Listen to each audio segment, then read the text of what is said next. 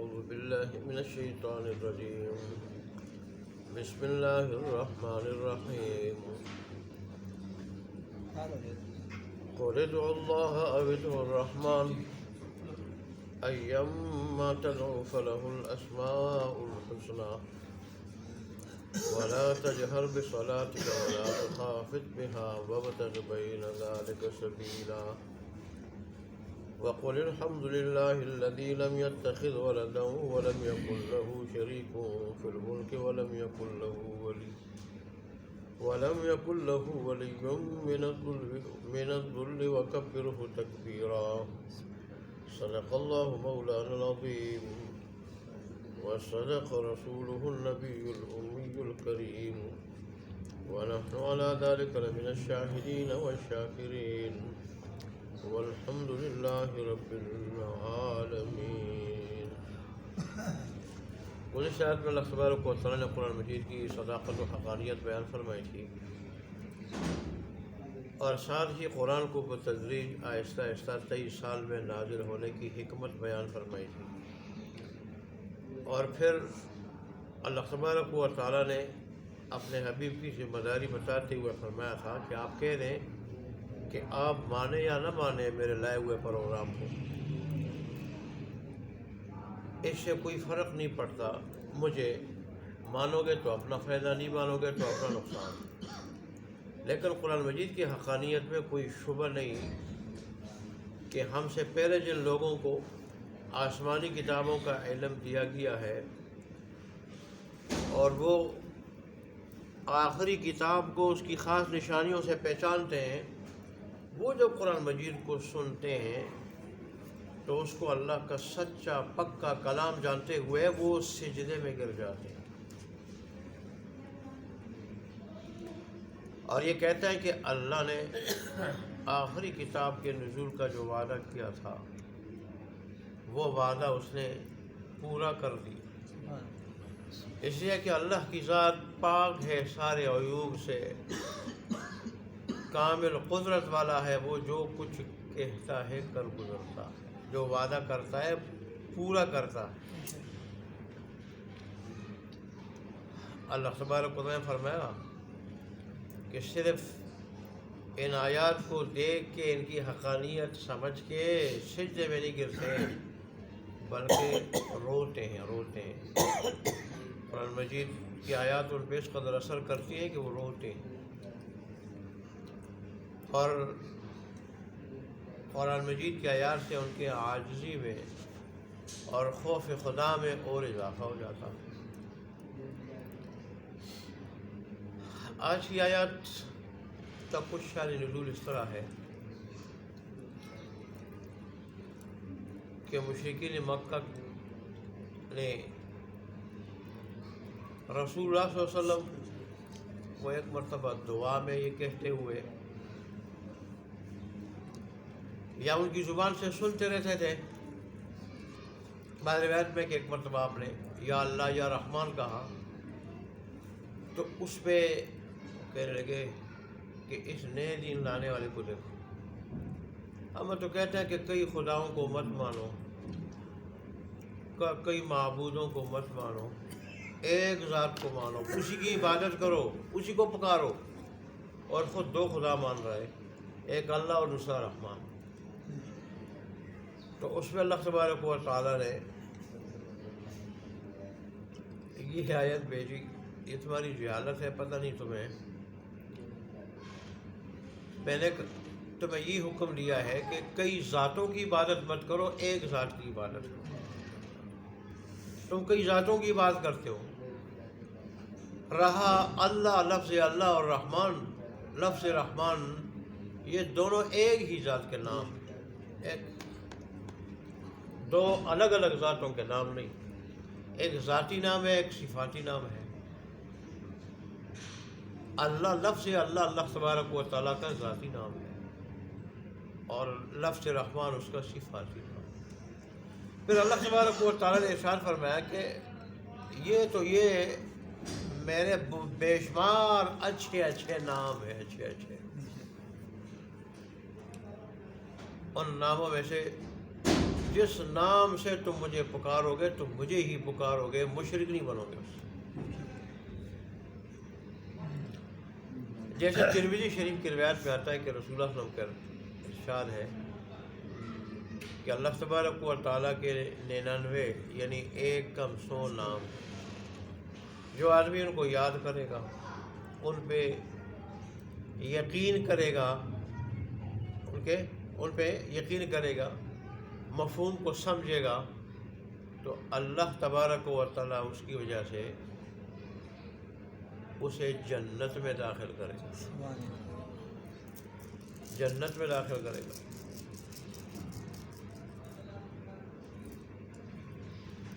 اس لیے اللہ تبارک نے فرمایا رحمان کو پکارو یا اللہ کو پکارو، جس لفظ سے پکارو یہ اسی کے 2 نام ہیں۔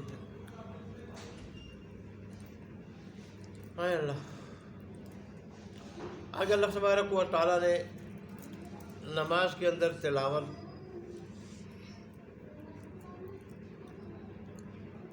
کو کتنی اونچی آواز سے کر سکتے ہیں اس کی مقدار بتائی ہے، مقدار کہ نہ وہ زیادہ اونچی ہو، اتنی اونچی ہو کہ آواز باہر جائے، اور نہ اتنی آہستہ ہو کہ پیچھے مقتدی بھی نہ سنے، باہر لے جانے کی ضرورت نہیں، اور مقتدیوں سے بھی اس قدر آہستہ قرات ہو کہ مقتدی نہ سنے، نہ اتنی آہستہ ہو کہ پیچھے مقتدی بھی نہ سنے۔ دراصل یہ ہدایت اللہ تبارک و تعالیٰ نے دی کہ رسول اللہ صلی اللہ علیہ وسلم قرآن پڑھتے تھے اونچا نماز میں، اور ابتدائی اسلام میں بیت اللہ کے پاس تو نماز نہیں پڑھ سکتے تھے، تو زید بن ارقم نے ان کے گھر میں چھپ کے نماز پڑھتے تھے مسلمان، یا کسی درے میں نماز پڑھتے تھے چھپ کے، اور ظاہر رسول اللہ صلی اللہ علیہ وسلم جب اونچی آواز سے قرات کرتے تھے تو کافروں سے برداشت نہیں ہو سکتا تھا، اب وہ مشتعل ہو جاتے تھے، اور پھر آ کے حملہ آور بھی ہو جاتے تھے، گالیاں تو دیتے ہی تھے، اللہ تبارک و تعالیٰ کی شان میں بھی گستاخی کرتے، قرآن کی شان میں، جبرائیل قرآن کو لانے والے اور رسول اللہ کی شان میں گستاخی کرتے، برا بھلا کہتے، اور پھر آ کے حملہ بھی کر جاتے، اس سے بھی دریغ نہیں کرتے تھے۔ تو اللہ تبارک و تعالیٰ نے رسول اللہ کو یہ ہدایت دی کہ اتنی اونچی آواز سے ہو کہ وہ مسجد سے باہر نماز آواز جائے، جہاں ہم نماز پڑھ رہے ہیں وہاں سے باہر آواز جائے، اور کافر مشتعل ہو اور واقعہ آپ کے اوپر حملہ آور ہو، نہ تو اتنی اونچی آواز سے قرات ہو اور نہ اتنی آہستہ ہو کہ پیچھے آپ کے مقتدی بھی نہ سنے۔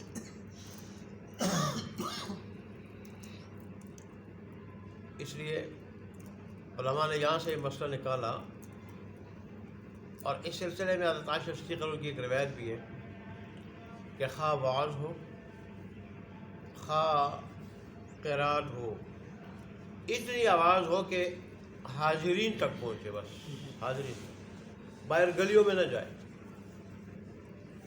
گلیوں میں نہ جائے۔ حضرت عائشہ صدیقہ رضی اللہ عنہا ایک مرتبہ کوئی واعظ آیا تھا، بڑی اونچی آواز سے واعظ کر رہا تھا، انہوں نے روکا، کوئی اتنی اونچی آواز سے واعظ کرنے کی ضرورت کیا؟ تو وہ پھر باز نہ آیا، اس نے جب اونچی آواز سے دوبارہ واعظ کیا تو انہوں نے دوبارہ پیغام دیا کہ اگر باز نہیں ہو گئے تو میں امیر المومنین حضرت عمر فاروق کو پیغام بھیجوں گی، اور پھر یہ نہ ہو کہ وہ تمہیں سزا دے دے۔ اس پہ وہ آدمی پھر آواز اس نے آہستہ کی، نے کہا کہ بھائی جہاں ضرورت ہے جہاں تک اس کے بقدر آواز نکالو، یہی قرآن کی ہدایت ہے، اور یہی رسول اللہ صلی اللہ علیہ وسلم کی ہدایت بھی۔ ایک مرتبہ رسول اللہ صلی اللہ علیہ وسلم حضرت عمر فاروق سے حضرت ابوبکر صدیق کہنے لگے کہ ابوبکر رات کو تم عمر دونوں تلاوت کر رہے تھے، تو میں جب آپ کے پاس سے گزرا تو آپ بہت آہستہ تلاوت کر رہے تھے۔ وہ کہنے لگے کہ میں کسی بہرے کو اور غائب آدمی کو نہیں سنا رہا تھا، میں جس کو سنا رہا تھا وہ تو ہر جگہ موجود ہے اور سنتا ہے، سن لیتا ہے، تو رسول اللہ نے اس پہ فرمایا کہ تم تھوڑا اونچا رکھو، تھوڑی آواز اور قرات اونچی رکھو، آئندہ اونچا پڑھو۔ اور حضرت عمر فاروق رضی اللہ عنہ سے بھی فرمایا کہ رات کو میں آپ کے پاس سے گزرا تو آپ بڑی اونچی آواز سے تلاوت کر رہے تھے۔ انہوں نے کہا کہ میں اونگنے والوں کو جگاتا ہوں اور شیطان کو بھگاتا ہوں، اس نیت سے میں اونچی تلاوت کر رہا تھا۔ تو انہوں نے فرمایا کہ تھوڑی آواز تھوڑا آہستہ کرو۔ تو یہ ہدایت ہے کہ نہ زیادہ اونچی آواز ہو اور نہ بالکل اتنی آہستہ ہو کہ پیچھے مختلف بھی نہ سنو، یا اگر واعظ ہے تو حاضرین مجلس بھی نہ سنے جو اس مقصد کے لیے آئے ہیں۔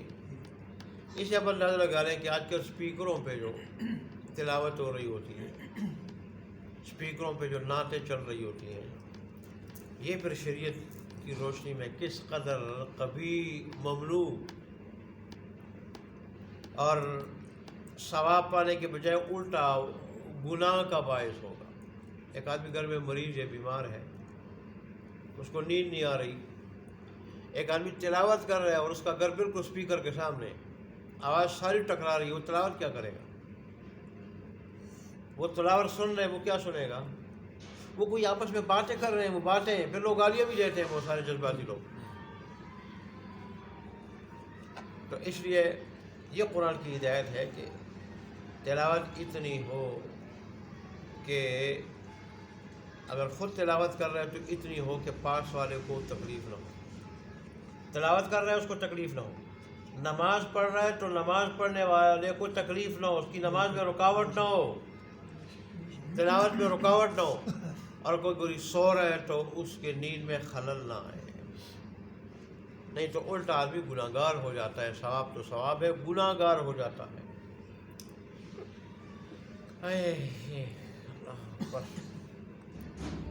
ایک مرتبہ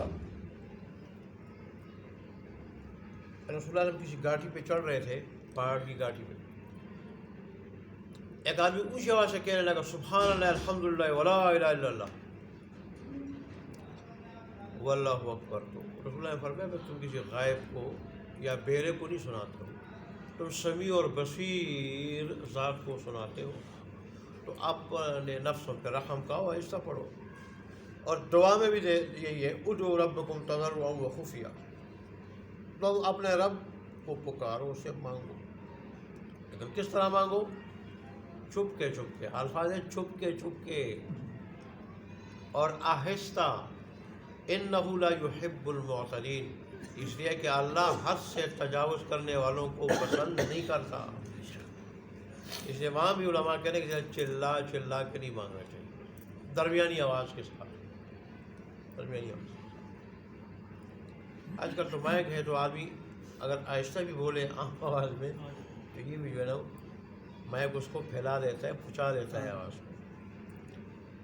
اے اللہ، بہرحال یہ تو دوسری آیت ہو گئی کہ اس میں اللہ تبارک و تعالیٰ نے تلاوت کے آداب بتائے، تلاوت کے آداب بتائے۔ اچھا جی، آگے جو آخری آیت ہے اس میں اللہ تبارک و تعالیٰ نے اپنی حمد بیان کرنے کا حکم دیا۔ اللہ تبارک و تعالیٰ کی حمد بیان کرنا بہت بڑی فضیلت کی چیز، یہاں تک کہ حدیث شریف میں آیا ہے کہ بہترین دعا الحمدللہ کہنا ہے، بہترین دعا الحمدللہ کہنا ہے۔ اور یہاں تک حدیث میں آیا ہے کہ الحمدللہ کہنے سے اللہ مانگنے والوں سے زیادہ اچھا دیتا ہے۔ اسے ہم اندازہ لگا لیں کتنے قیمتی کلمات، الفاظ اللہ کے حبیب نے ہمیں سکھائے ہیں اور قرآن میں اللہ تبارک و تعالیٰ، لیکن ہمیں اس کی قدر نہیں۔ ایسے رسول اللہ صلی اللہ علیہ وسلم نے بھی فرمایا کہ افضل ذکر لا الہ الا اللہ، سب سے بہترین ذکر، افضل ذکر وہ اللہ تبارک و تعالیٰ کی وحدانیت کا اظہار والا لا الہ الا اللہ ہے۔ اللہ اکبر۔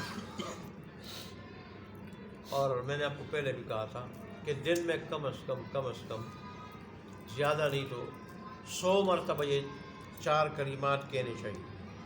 روایت میں یہ فرشتوں کی بھی تسبیح ہے کہ قرآن میں کہ فرشتے ہر وقت اللہ کی تسبیح بیان کرتے ہیں۔ یہ 4 کلمات سبحان اللہ، الحمدللہ، لا الہ الا اللہ، اللہ اکبر، یہ جو 4 کلمات ہے یہ فرشتوں کی بھی تسبیح ہے۔ اس سے فرشتے اللہ تبارک و تعالیٰ کو یاد کرتے ہیں، اور اللہ نے قرآن میں ان کی صفت اور تعریف فرمائی ہے، وہ میری نافرمانی نہیں کرتے، جو کچھ میں کہتا ہوں وہی کرتے ہیں، میری پاکی بیان کرتے ہیں میری حمد کے ساتھ۔ اللہ نے اس پہ فخر فرمایا ہے اور اس کو قرآن بنا کے بیان کیا ہے، اور قیامت تک اس کی تلاوت ہوگی۔ اتنا اللہ تبارک و تعالیٰ کو پسند ہے وہ یہ 4 کلمات ہیں، وہ یہ 4 کلمات ہیں۔ اور اس کو بہترین ذکر بھی کہا گیا ہے، بہترین ذکر بھی۔